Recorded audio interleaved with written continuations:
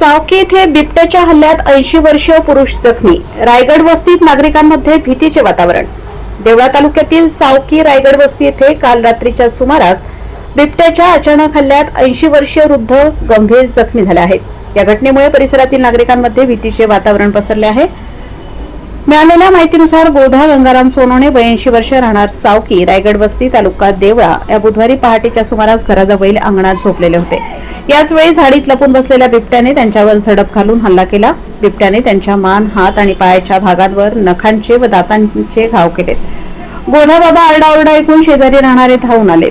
त्यांना पाहताच बिबट्या घनदाट झाडीत पळून गेला.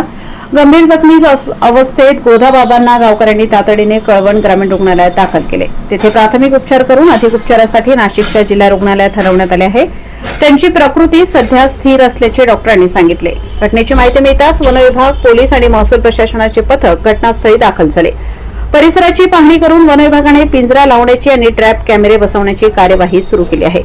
वन अधिकाऱ्यांनी गावकऱ्यांना आवाहन केले आहे की सकाळी लवकर आणि संध्याकाळी उशिरा एकट्याने शेतात जाऊ नये.